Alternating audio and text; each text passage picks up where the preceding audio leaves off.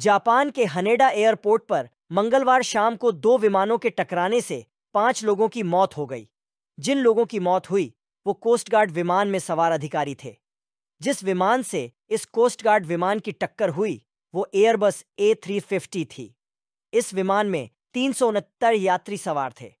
जब यह विमान लैंड हुआ तो इसमें आग लगी हुई थी।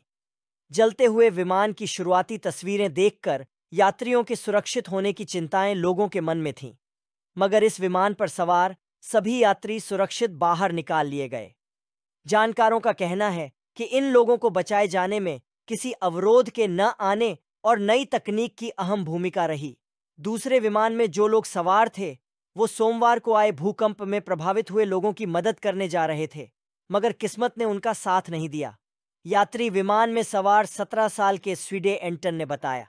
जैसे ही विमान रनवे पर आया, कुछ मिनट के अंदर विमान धुएं से भर गया। केबिन में भरे धुएं से दम घुटा जा रहा था। हम लोग विमान के फर्श पर लेट गए।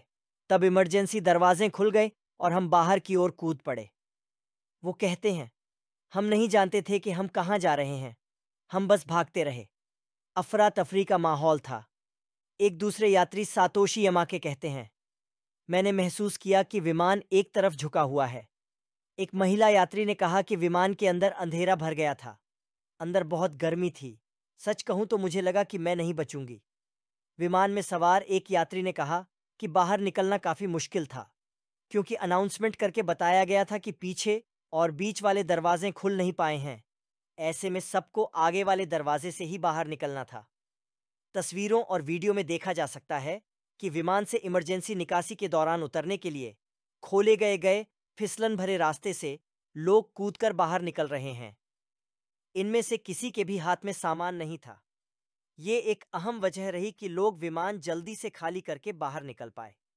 एविएशन एक्सपर्ट एलेक्स ने बीबीसी से कहा कि प्लेन का क्रू नियमों को अच्छे से फॉलो करके लोगों को बचा पाया, वो भी शुरुआत के अहम चंद मिनटों में। वो कहते हैं कि क्रू ये समझने में सफल रहा कि कौन सा दरवाजा आग से दूर है। एक यात्री कहते हैं, 5 मिनट में सब बाहर निकल गए। 10-15 मिनट के अंदर आग सब जगह फैल गई। एक यात्री सुबासा ने कहा कि ये सिर्फ चमत्कार है, वरना हम मर चुके होते।